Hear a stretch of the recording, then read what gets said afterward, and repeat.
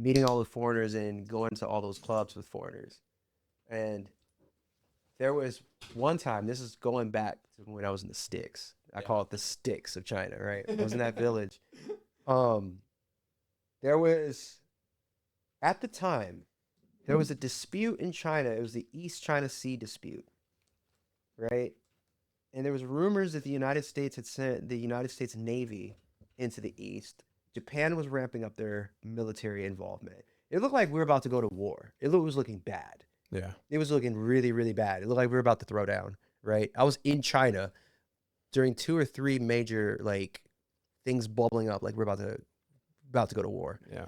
So the first time there was a dispute in East China Sea with Japan, and then there was all this military anti-American propaganda going on in the sentiment, and I think Russia was on China's side too.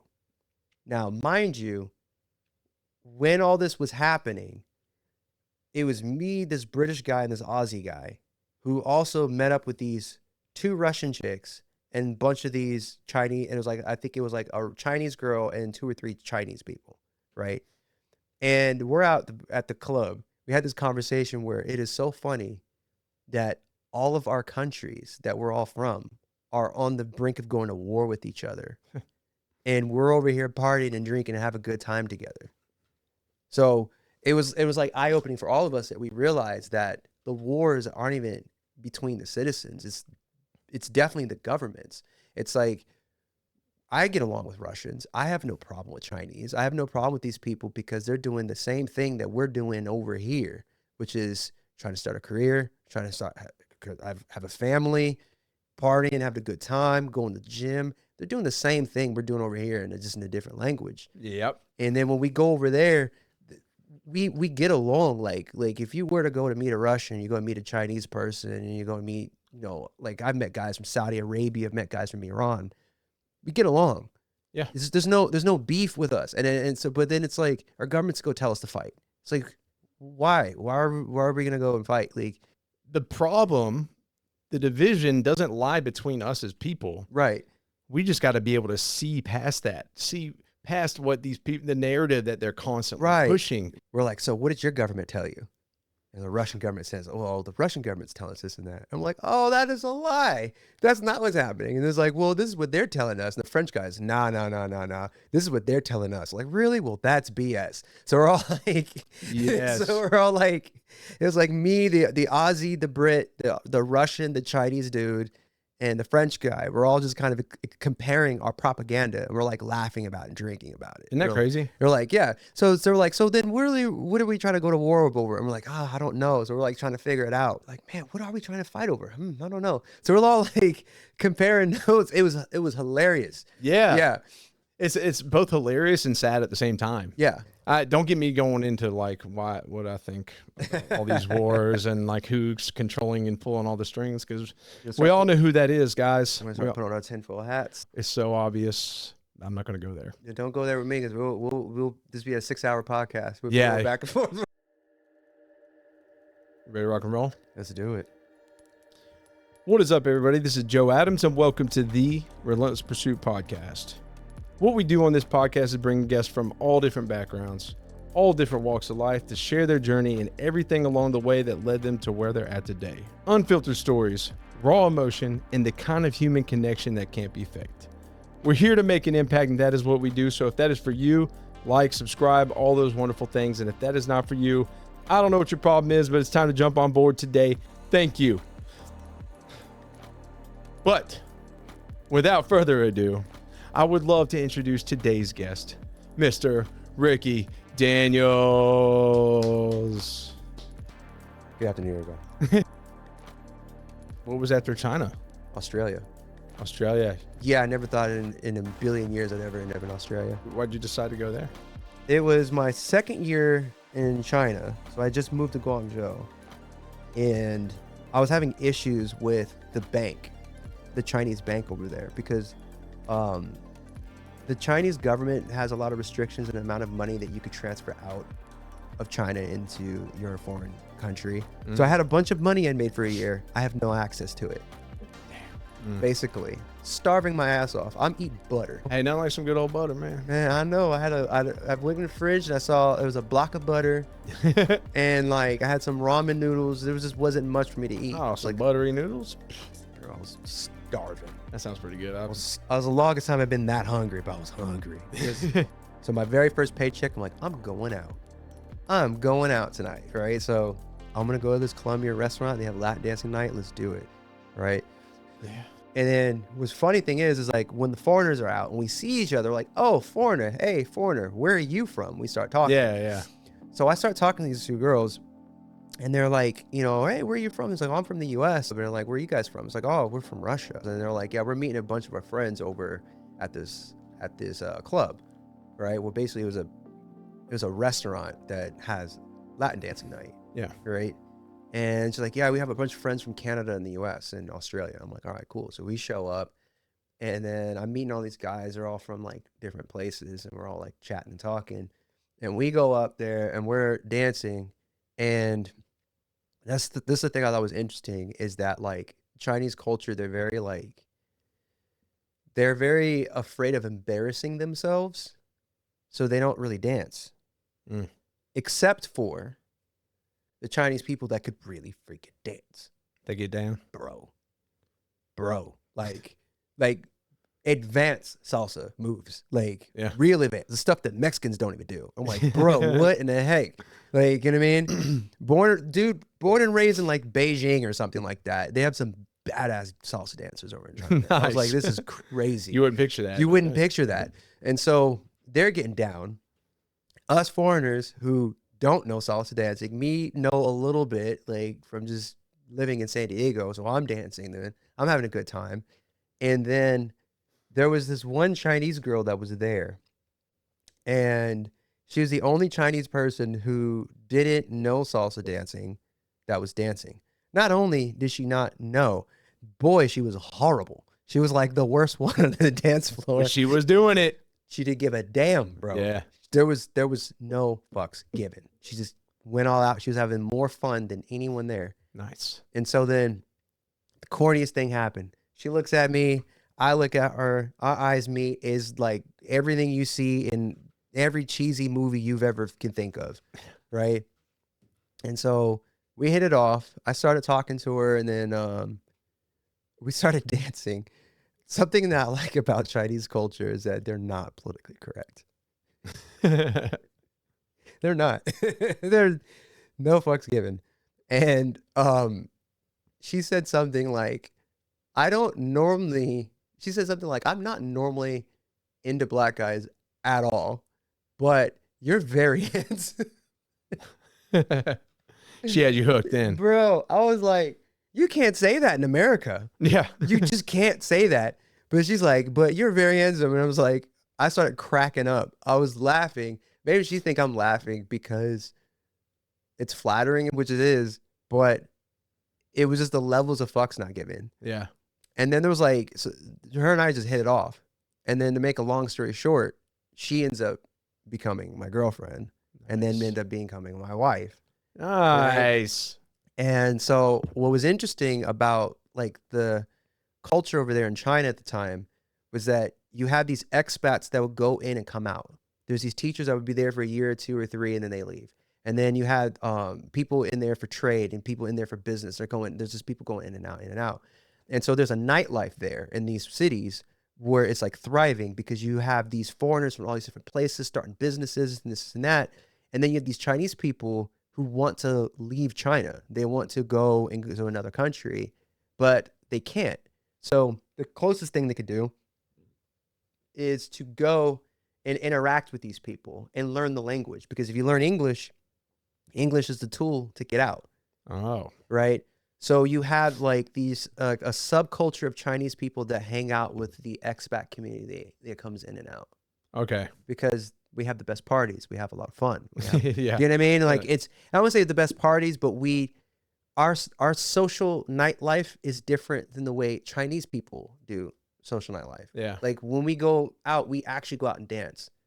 Like we actually and then like we're having parties and stuff like that. And like, it's a little different. Yeah. So So she's kind of part of that kind of Chinese community that's kind of, they know English really well, and they know English better than most Chinese people do. And they know conversational English better than most people do. And some of them never took English lessons. They just know by just hanging out with foreigners all the time. Yeah. But the other thing that these Chinese people understand is that they understand the propaganda and the lies that's going on from their government, which this is where it gets tricky with Chinese. Is that with Chinese people, you understand a lot of Chinese people left China and have been overseas in colleges and stuff like that. They have access to the internet. They have access to information. And then they go and talk to family back at home, or they go back home. So they know things are not allowed to know. And they can't necessarily say it because it could be dangerous for them. And then the funny thing is that there are Chinese people in China that know things are not supposed to know. Yeah. So then becomes a question of, do you really know or do you not really know? And what can I say and what can I not say? So there's this like uncertainty of like, I know the propaganda, but do you know the propaganda? And if you know the propaganda, can I admit that it's propaganda in front of you? So there's this like unwritten, like, we don't talk about it thing going on in China, right? And so then you have these Chinese people that are trying to get out. She is trying to get out. Yeah. So she figured out a way to get out as a student on a student visa to Australia.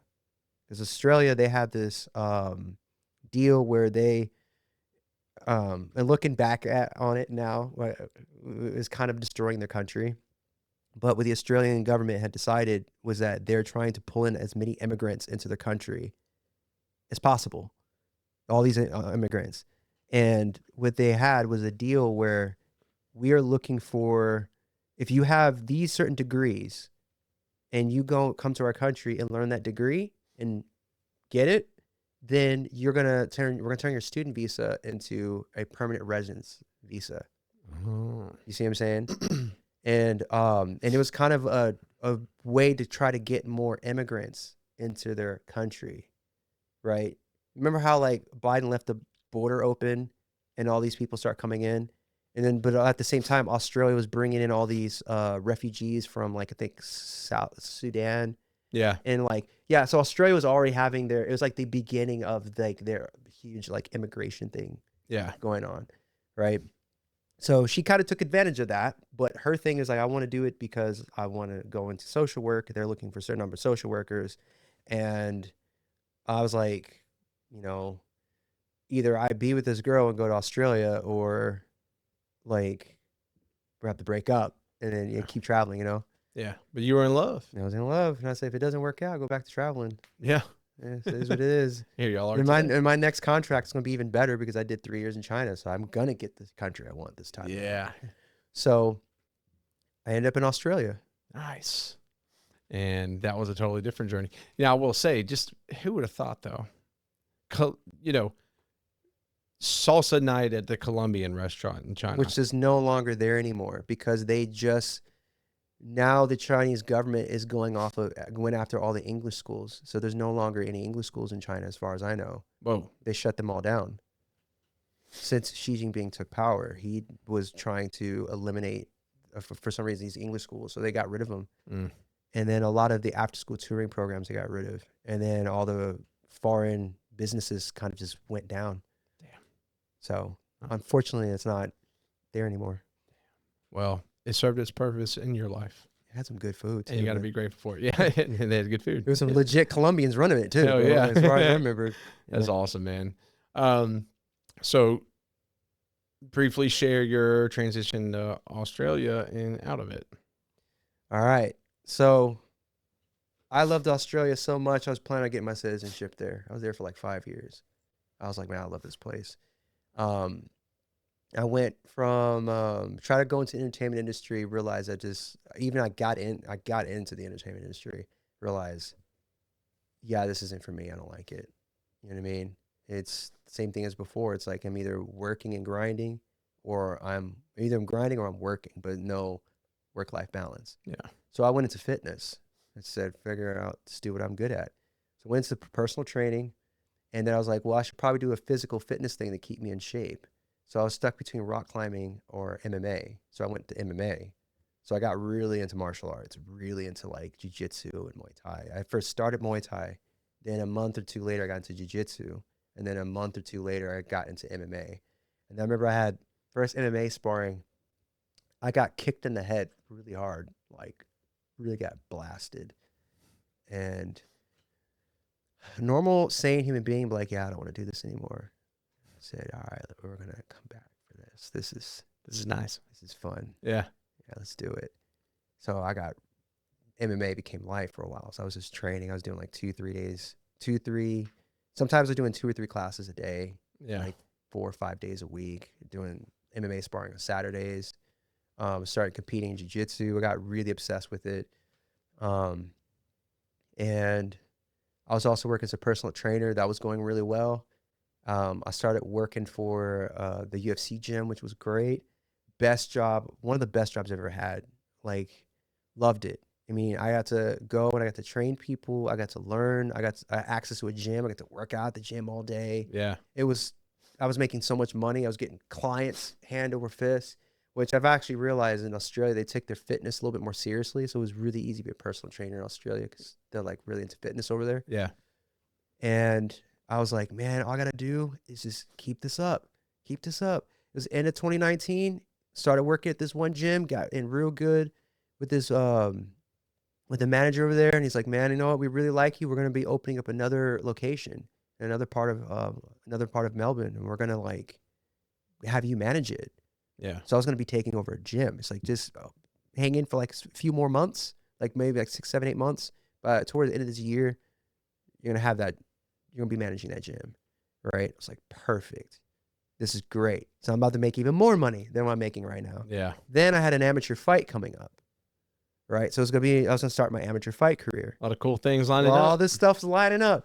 Then the wife, her thing in social worker, she's finally doing the thing she wants to do. We're making a lot of money now. Now we're making good money. Yeah. Now the trajectory is going up. And then this whole COVID thing went down. And I'm like, what was going to go on with that? And then we locked down. We locked down for 2 years. And like, to make a long story short, that lockdown changed me. Yeah. It changed me a lot. Damn. It was funny because I went from being like, I've always like respected the Second Amendment. I've always been like, yeah, I think the Second Amendment is something we should have. But I was like, could I live in a country where there's hardly no crime and we don't border any dangerous nations and the government has a good reputation with the people, and not have a gun? Okay, I could probably do that. Yeah. That was a stupid decision. Yeah. Yeah.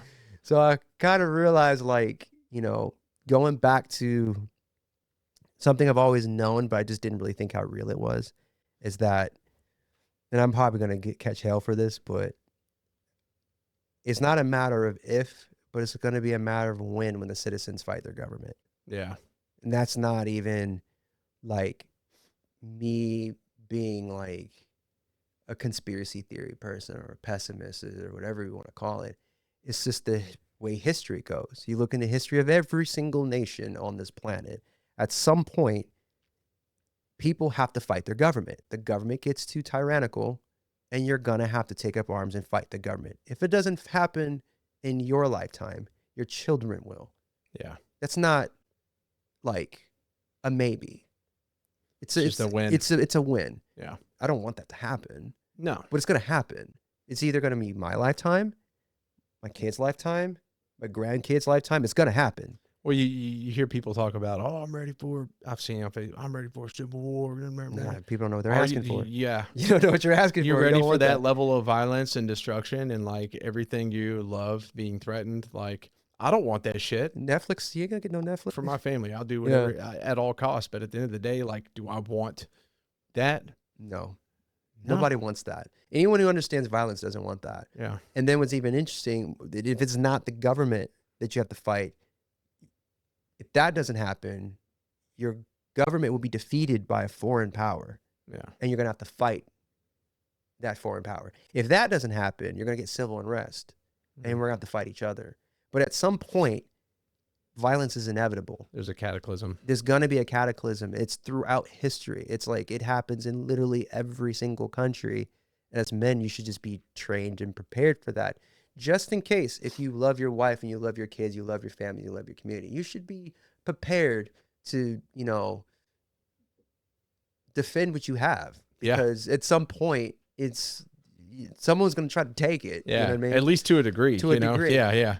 So I got real comfortable in Australia, and they went full ham over there. Mm-hmm. And I realized they went ham over there, and as the conclusion I came to was like, because they don't have guns over there. Yeah. Right? In the United States, when the COVID lockdown happened, I think what happened was the cops were like, I'm not quite sure about these lockdown rules. I have to enforce it, but I'm not quite sure if I even believe in what I'm doing here. Okay, now these people are threatening to take up arms. Do I believe in the lockdown rule, the mask laws? Do I believe in it so much that I'm willing to get shot over it? Yeah. Am I going to shut down a church and really harass people over COVID and be willing to die for it? Yeah. The local sheriff's departments and the police departments are like, a lot of them said, nah. I mean, I'm going to force it to some extent, but That's my job, you know. Yeah, but there's certain things that are worth dying for. That's not one of them. That's not one of them. Well, the Australian police department did not care because there was no threat of violence or death for them to be able to drag pregnant women out of their home, be able to pepper spray old ladies in their face. There was the footage where they had that. There's a road that I used to live on that road, right? And they had the protest, and it's like in this big mountain. It's like there's like this ravine, right? This lady had been no younger than 60. We're here to protect the elderly with COVID, right? Yeah. From the COVID. These cops walked up. Both of them sprayed her in the face. One sprayed the left eye, and one sprayed the right eye. She went down. They kept spraying her over the lockdown. Imagine being so cowardly. Bro. They're Imagine running being over that much of a families with coward. horses. They didn't care, bro. Yeah. So I was like, oh, screw that. I'm going to go and live where all the rednecks are, where all the guns are. That's where I'm going. Hey, you know. Screw that. I'm going to run. See, this is why I wore this shirt. I went from being a bit of a hippie. Trust me, I immediately recognized. Once you started talking about this, I looked at your shirt. Yeah. I was like, it makes sense now. Yeah. So I went from being a bit of a hippie, right, a little conservative hippie, and then going straight Gadsden flag. I'm like, screw that. I'm moving to the South where people believe in family, community, and guns, and free speech and patriotism. You know, and that's the thing. And, you know, obviously in a perfect world, there would be no such thing as guns or nukes for that matter. I would love a world where those things didn't exist. That'd be great. And if I had to hunt, use a bow and arrow, no need for guns. I would love to live in a world where I don't need a gun. Yes. Yeah. But the necessary, because like, Right. that's what it would take to defend your family, then that's what it's going to be.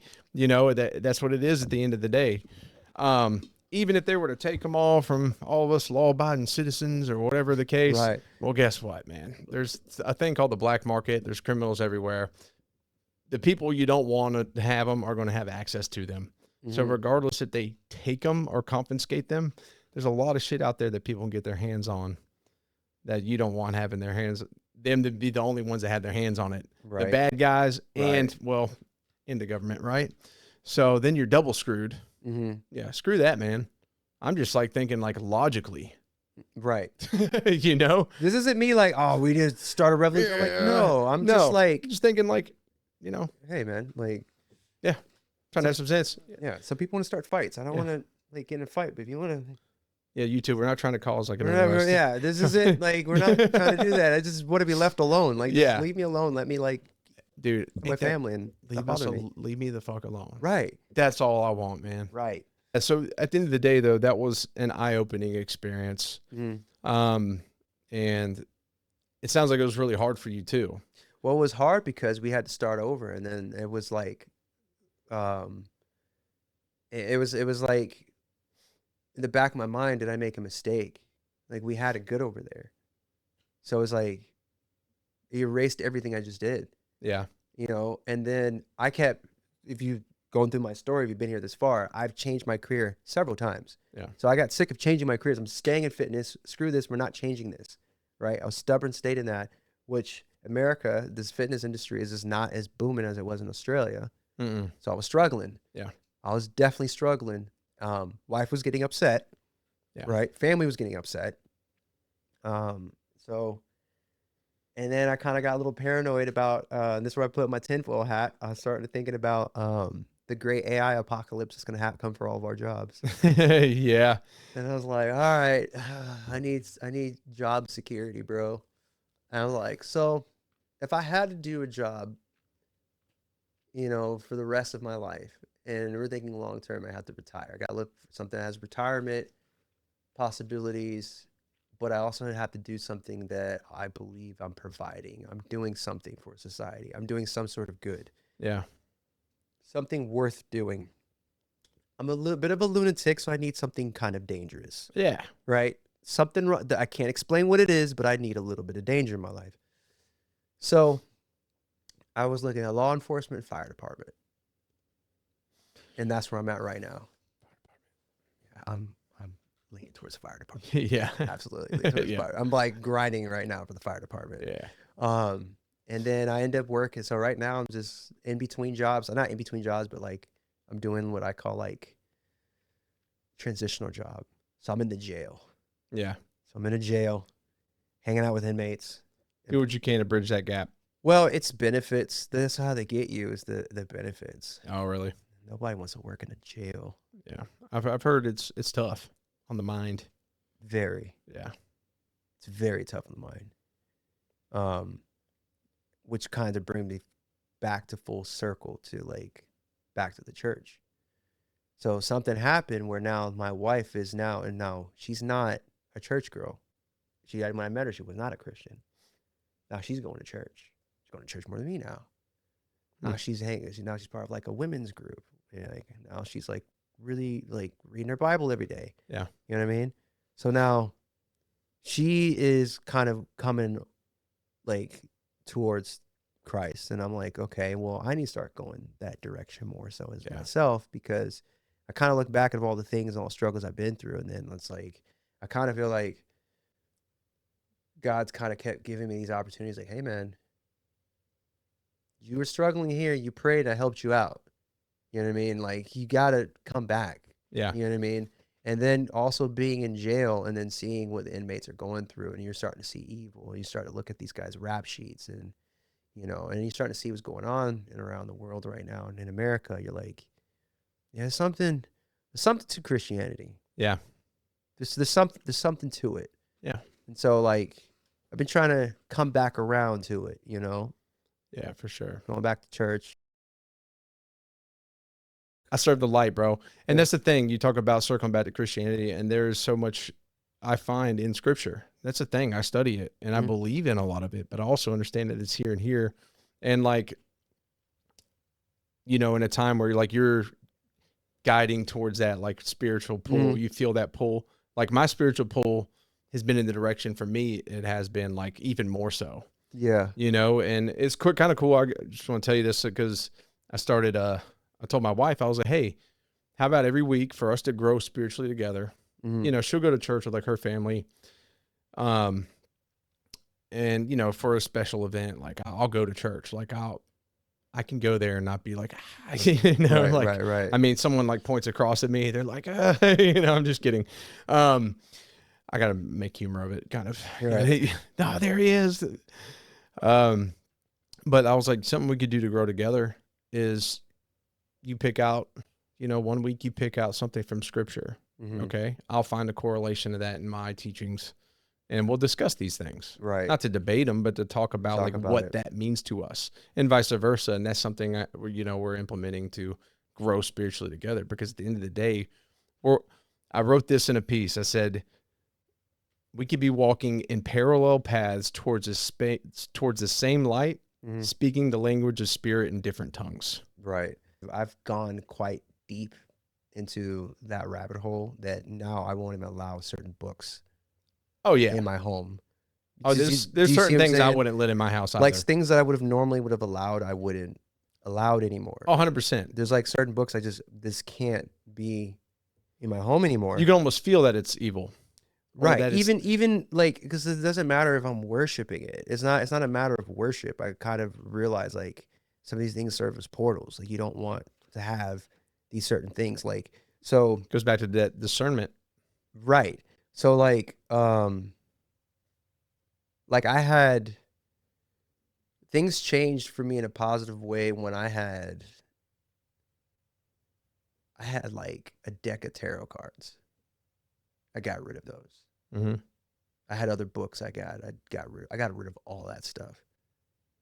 And after I got rid of all those things, then I started getting a lot of positive changes in my life. I also started getting less nightmares too. Yeah. Which is an interesting experience. And I think one of the biggest things, and I think this is the controversy. This might be controversial. It happened to me in Australia. Well, the biggest things that kind of brought me back towards the church was psychedelics. Really? Yes. Interesting. Yeah. Because we were in lockdown. What the heck else is there to do? Yeah. And I don't drink alcohol. I'm not a drinker. Yeah. Right. So I think that was my first exposure to psychedelics. Was I tried mushrooms, LSD, and DMT. Those three. Right. Unfortunately, this is one reason why I can't be a cop. Oh, yeah. Right. Because it's so stupid. It's like, oh, you've done it once. Oh, you're just crazy person. We can't allow you Yeah, to do it's this. ridiculous. It's dumb. Like, Yeah. okay, good luck. That's why this city has no cops. This is why you guys don't have enough cops, because you guys, it's dumb. Yeah. Like, God dumb. forbid someone was human. God forbid you've done it before and you're an honest person, because can't be an honest cop, Yeah. I guess, right? So, the crazy thing is, I would never forget this experience, man. There was one time I had taken mushrooms, right? And something happened where I like exited this world in a sense. Like it's like it was like being underwater and something pulled me out Yeah. of the water. And a lot of these things we're trying to I can't quite explain it, because it's like interdimensional crap that's like hard to explain. So what I was seeing was like all of society is inside of this creature, right? The creature is like a demon. It's like a monster. But the creature is like we're living inside of it. Does that make sense? Yeah. Like we're part of it and it's part of us, and we're inside of it, like it is a I guess like you have the human body and you have all the cells and everything inside of the cells.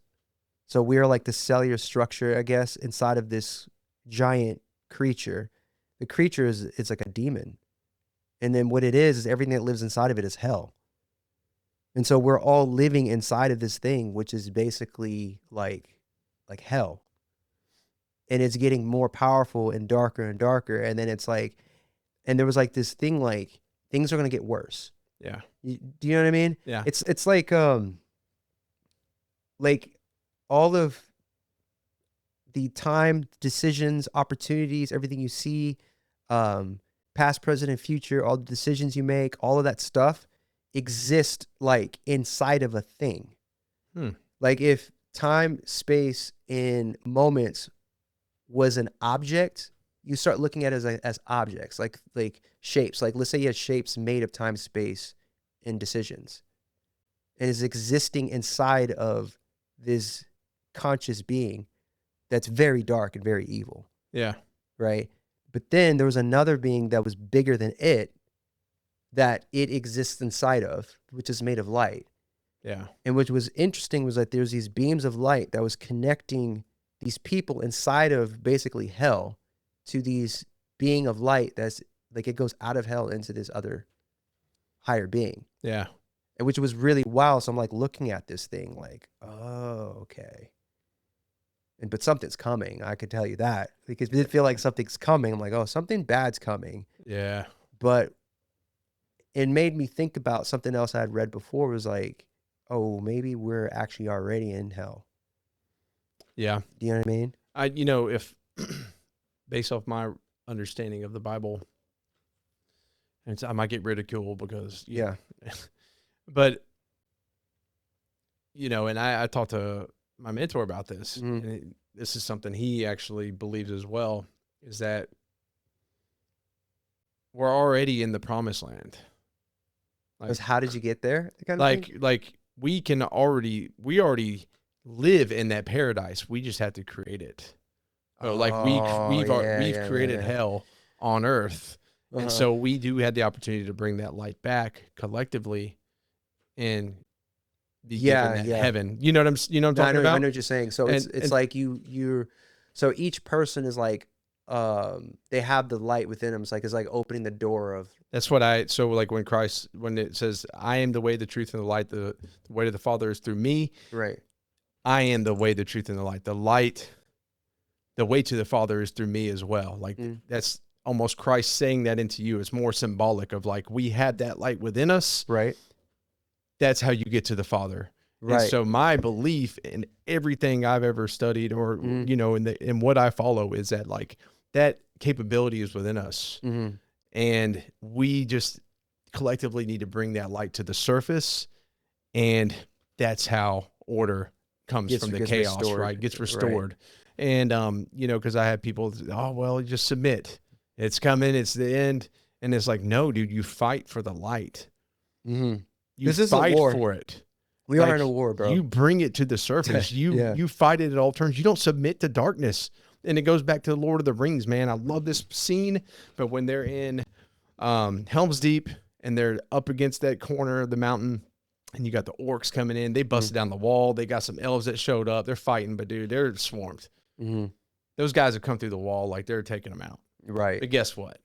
Aragorn, all them, they never stop. They never stop fighting. These fucking things. And what do you see? When all hope is lost, Gandalf up on the hill, that staff just illuminates and they come rushing down and they take them out, dude. That's how I envision the world we're in today. We Yeah. just got to keep fighting Gotta for keep fighting. goodness and righteousness. That's what's so in my heart, man.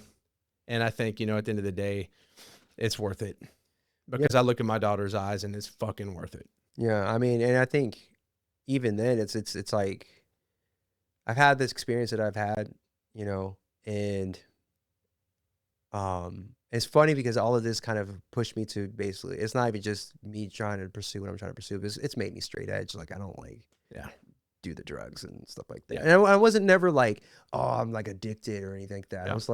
I was more like, let me meditate and figure out what's going. It was always like a meditation thing, you know what I mean? It's a tool. It was never a party thing. Yeah. But then after a while, I was like, well, I don't want to become dependent on substances. You know what I mean? I don't want to have to be one of those people like I have to take substances all the time, and also, it's not safe anymore. Like you don't know where it's coming from. It's stuff. It's getting dangerous out there. You know what I mean? And I have a wife, and I want to have kids, and I have a career. I gotta, like, let's not go down that path because I kind of can see where it could go wrong. So I've just been 100. And it's funny, like I've been sober since November of like 3 years ago. You know what I mean? But it's not like I had an addiction. It was never a problem. I just like it was very easy to go stop cold turkey. Just stop. It's like it's not a problem. You know what I mean? And it was like I was doing it every day. It was like just once every other month I might.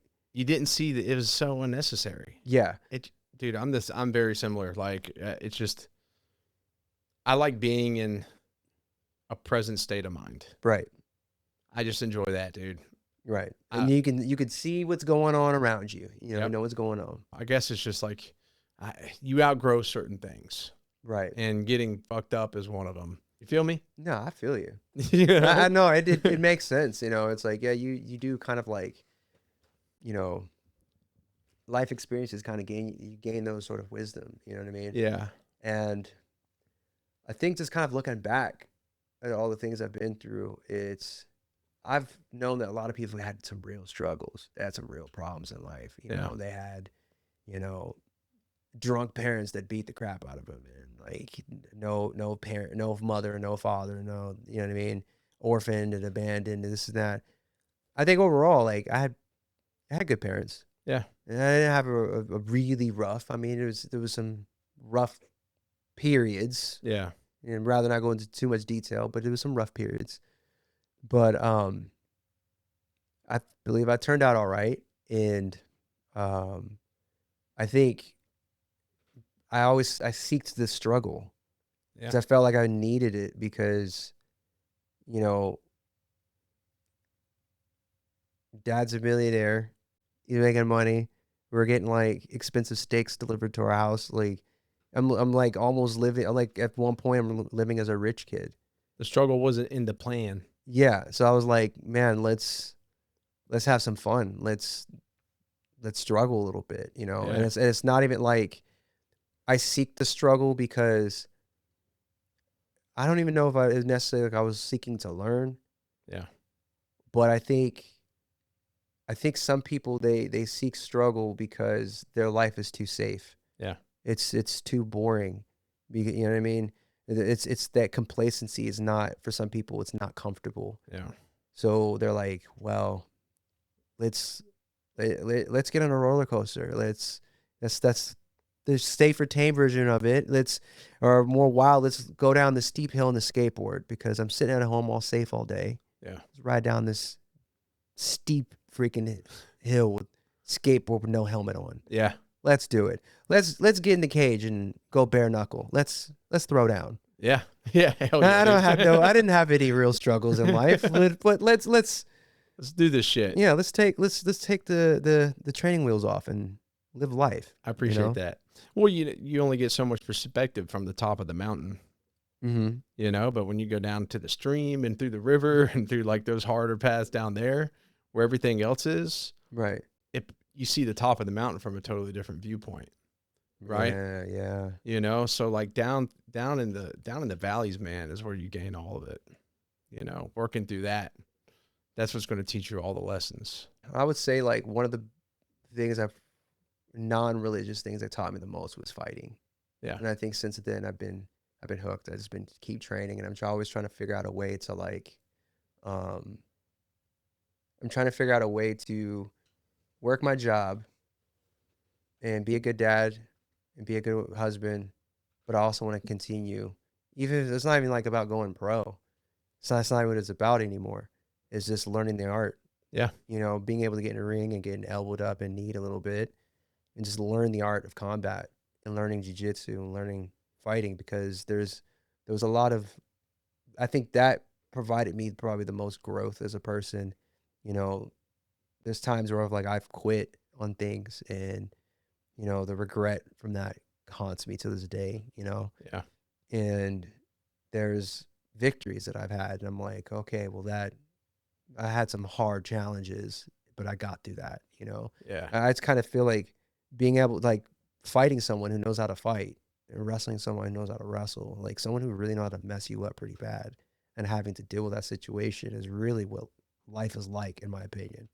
Yeah. So you're thrown in, okay, here's the situation, and it's going to kick your ass. It doesn't care about you. And you go against the best black belt or the best boxer, right? Like, right. They could destroy you. Right. But when you're going up against those guys, they're sparring with you. They're going to let you work in a little bit. Right. It's like Patrick said when he came on. He said, the one thing I like to say about the gods is that we spar with our gods. Mm-hmm. You know, like the best boxer in the world could crush you in a boxing match. Mm-hmm. So like the gods, you're going through life, like, you know, they'll let you work in a little bit, get a hit here and there.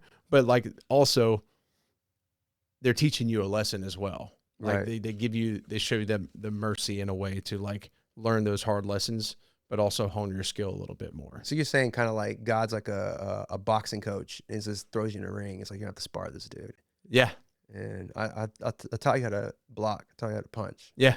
Right? Figure it out, kid. Exactly. You know, I'm not gonna let you get really beat up pretty bad, but yeah. you know. But you're gonna learn what you can take. You'll learn what you take. You're gonna learn your capability, and I think you feel like you get beat up. You feel like you're gonna die, but you're not. That's the beauty in life, man. That's the beauty in some of these harsh experiences, man. You learn those things about yourself. Yeah. Yeah. So I appreciate that. Yep. Yeah, so I'm trying to learn that. So when I had kids, they could teach them the same thing. And I kind of think like, you know, because I know I'm trying to provide them the best life. Like once I have kids, I want to provide them the best life. But if you provide them the best life, they're going to be soft. Yeah. So you got to put them in some hardships, and be able to put them in hardships, you got to be able to deal with the hardships yourself. Oh yeah. Yep. Because you're their example. Most definite. 100%, bro.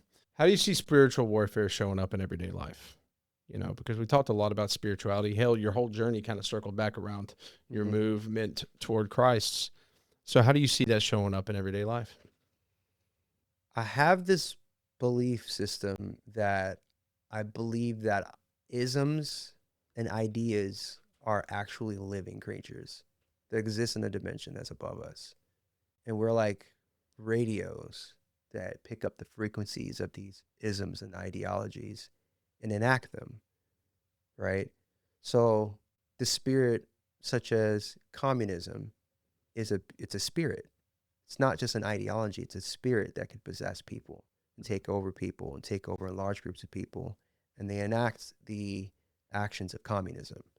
The same thing with any religion, any ideology, patriotism, nationalism. It just takes over groups of people, right? I see it with the stuff with that happened recently with Charlie Kirk, right? Well, it wasn't that he was shot by this one kid. Well, what it is that there is a greater spirit that's possessing large groups of people. Yeah. That causes people to act in ways that aren't the way they should be. Yeah. I really do believe in like kind of like hive consciousness kind of deal, kind of like when you get there's a way a person acts individually, and then there's a way people act as a group. Yeah. I really do believe that's a real thing because I've seen it. Yeah. Right. And you also see it with the church. You know, if you have a bunch of people, and that's what they talk about. I mean, I start to think of like the body of Christ is that there is this Christ consciousness that exists in a dimension that's higher than us, that's capable of possessing multiple people around the world. There's no sense of time or space necessarily, right? That's why I really think we have to be very careful with certain ideas, because I do believe that ideas are living creatures. I don't think that they're just a thought. Mm-hmm. I think that these ideas can come into your mind and possess you, and then give birth to these things that we create. Yeah. Like we are the I guess like the physical vessels that are able to build the things that ideas as spirits are able to give us. Yeah. Does that make sense? Yeah. Like we can take these things and put them into action, Right. and they take form in that way. Right. Because I don't think all of our ideas really necessarily come from us. Yeah. When you think about an artist that creates a masterpiece, Yeah. you know, you think about, you know, someone that creates a form of technology that didn't exist before. Well, it did exist before, but maybe not in this timeline, or maybe not in this era since this reset. You know what I mean? Yeah. But it did exist. The Yeah. idea of this thing exists.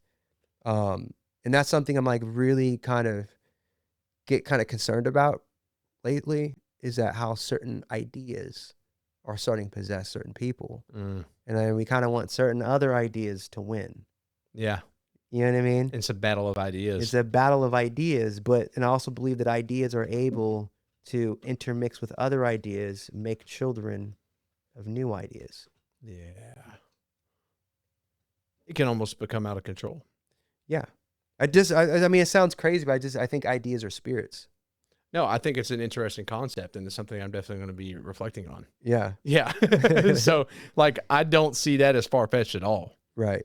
You know, just like I believe, like, you look at the chaos in the world, I think, like, collectively we've manifested that. Mm-hmm.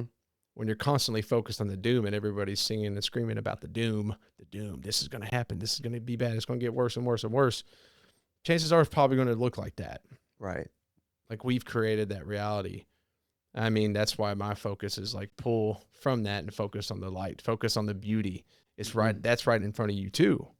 So I wonder, did we create it, or are we letting the ideas from other realms possess us, and we Do you know what I mean? Like we allowed them to possess us.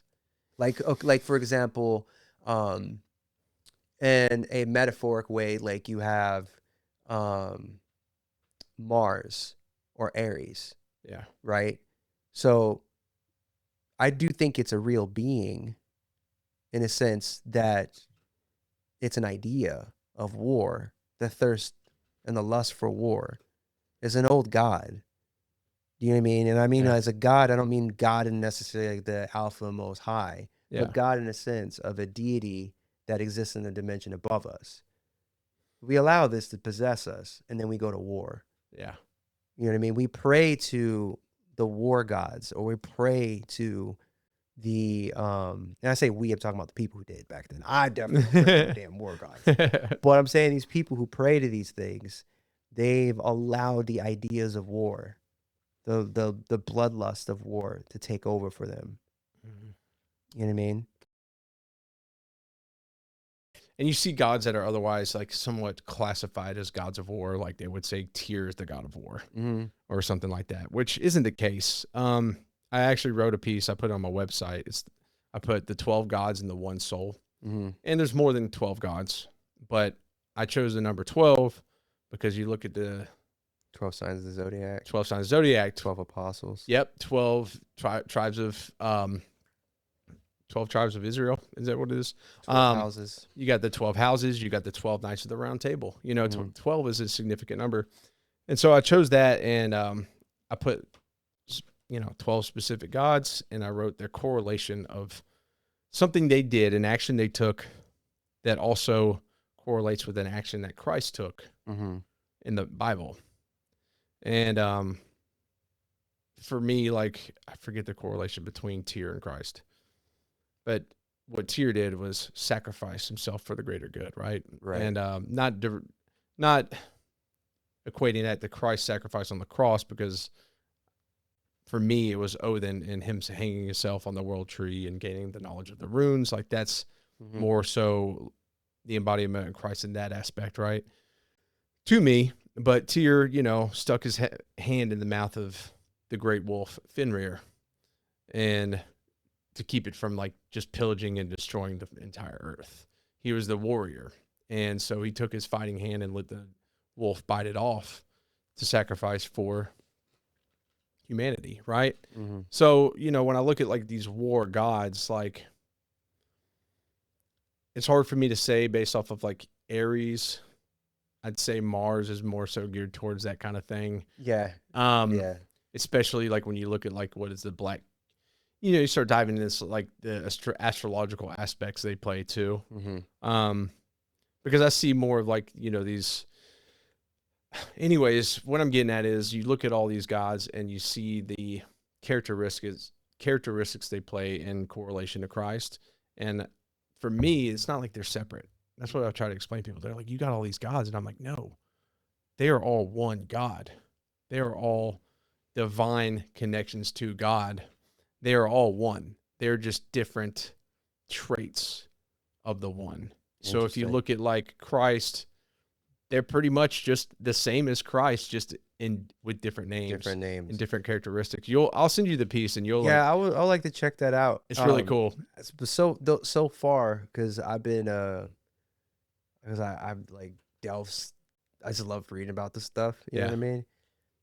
But I'm kind of on the theory at the moment that it's the whole story about Enoch.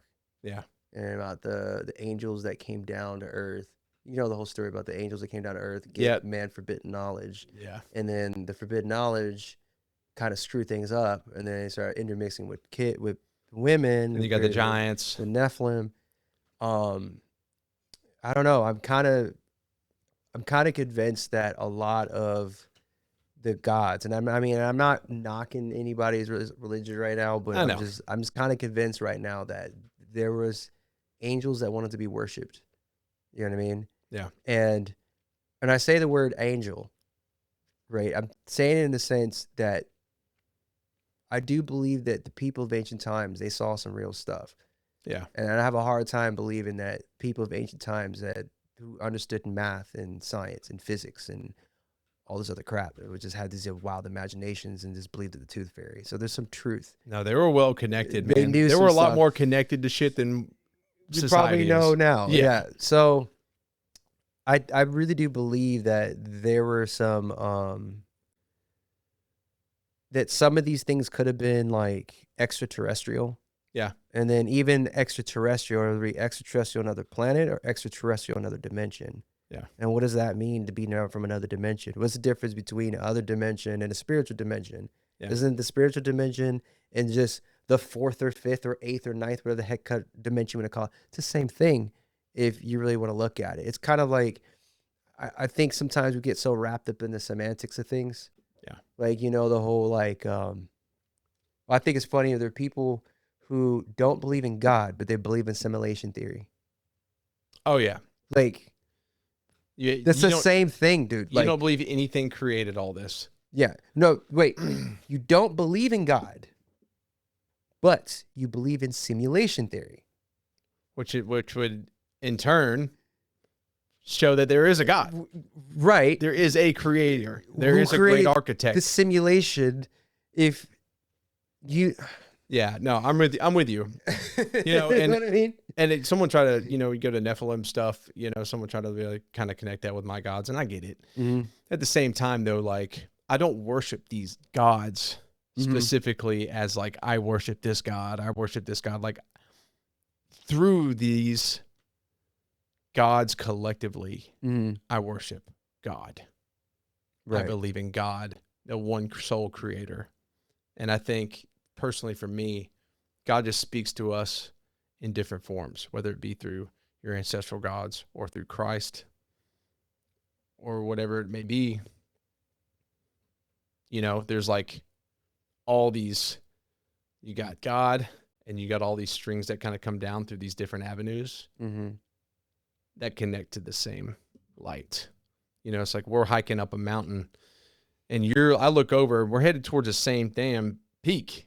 And I look over there and you're just on a different trail. And I'm like, oh, what's up, dude? No, so you're talking about... Still working our way up. Does that make sense to you? It does. And I see the controversy in what you're saying, because it's you're saying there's many paths to God. And then there's many that say there's only one path to God.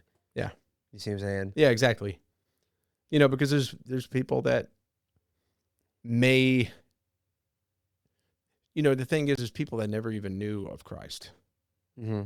So biblically speaking, then, or like, the modern church's belief is that those people are perishing in hell. I've asked the same question. So the answer that I was given was that, like... This is just going to be bonus content by this point. Yeah.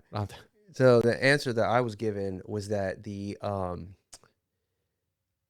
that because they didn't know, then they're spared, right? So then my counter answer was like, so then basically you're sending people to hell by telling them about God. Yeah. You're not, do you see what I'm saying? So and this is this is actually one of the things that kind of screwed me up in the church. Like when I was... And who said because they didn't know, they're spared? Like, who decided that? Because the Bible doesn't say that. Yeah. Wait. Who decided that? I feel like there's a scripture about that. Is there? I'm almost certain there is. Well, then I could be. I'm not a Bible expert. I'm well read in it, but I'm not like an expert either. Right, I'm not right. Claim to be a scholar. So somebody's gonna yell about. I'm gonna look it up. Yeah, it's gonna be in the comments section. Chill out, guys. I'm gonna be freaking looking it up after this.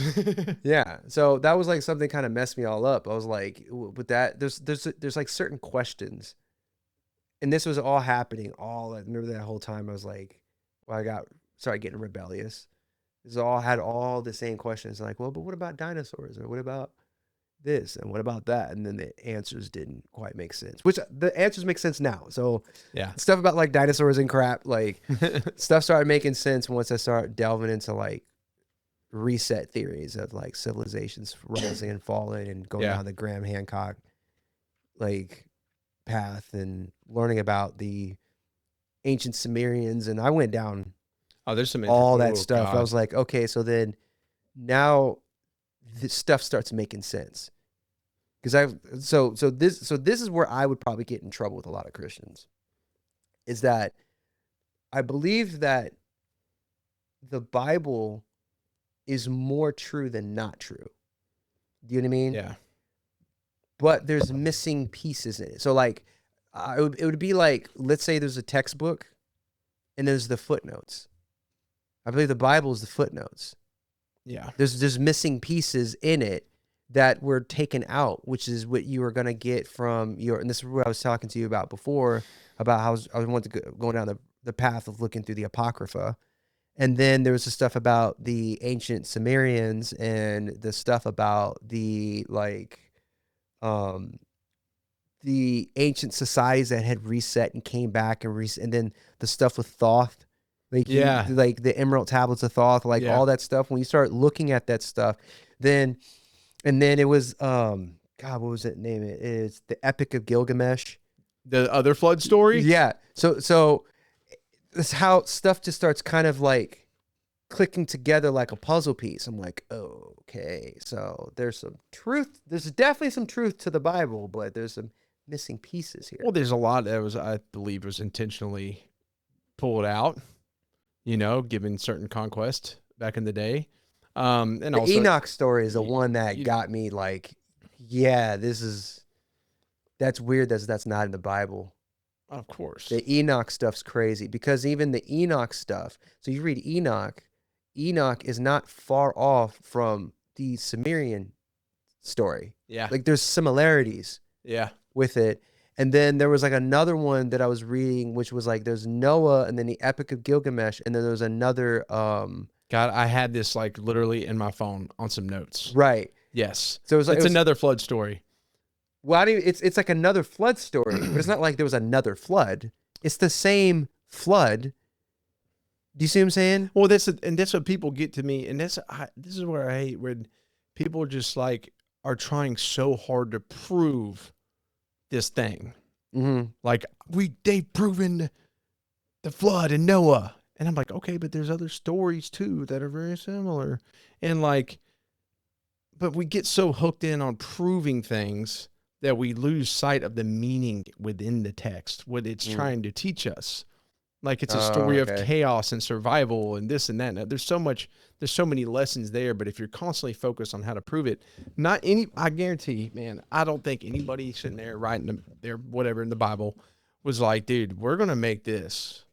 This is going to be a crazy geography book one day. Right. It's going to sell so much money. Yeah. Like they weren't concerned that there were things they were teaching you, man. And then it comes back to those truths. You know, like there's multiple avenues that share that truth. That's why I just don't believe in titles anymore, because like titles pull away from the truth. Mm-hmm. When you can line these things up and see the same lessons across the board and that same beautiful, those same beautiful correlations within them all. Right.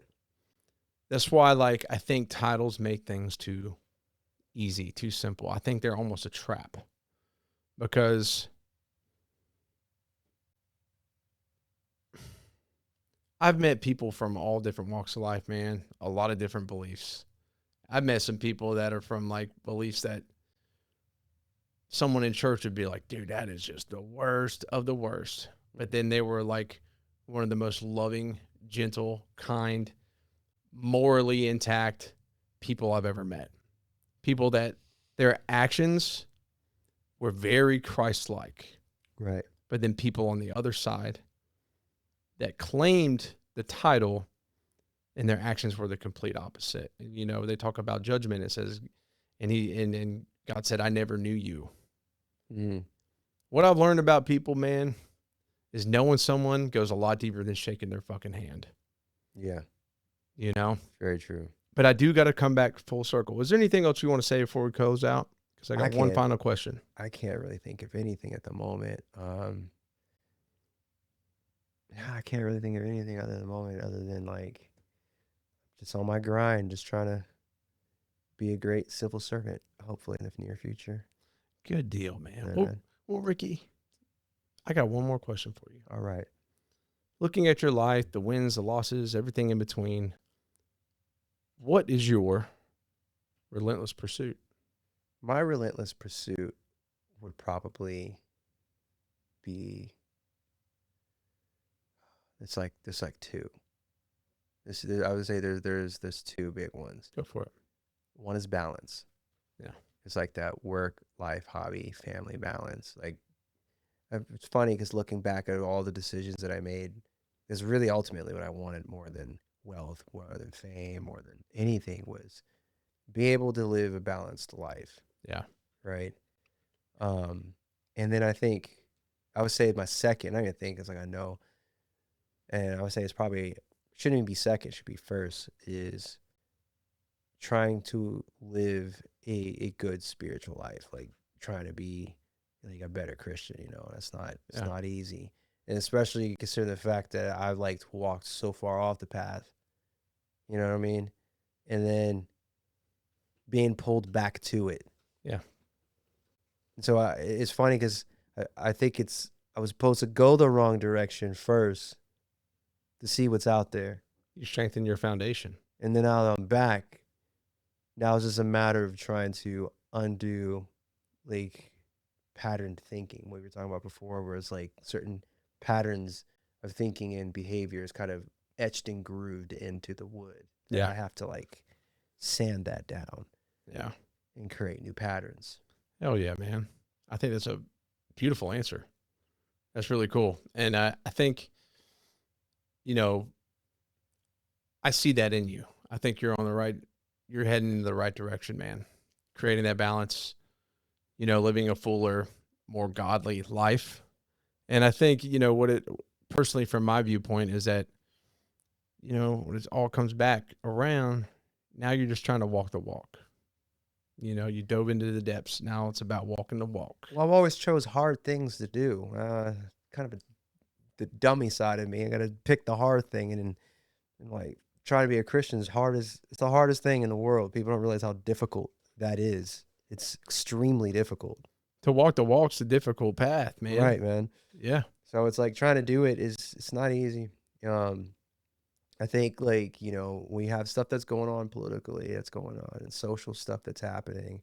And then, going and working certain jobs that you're working and being around certain people and being bombarded by so much negativity.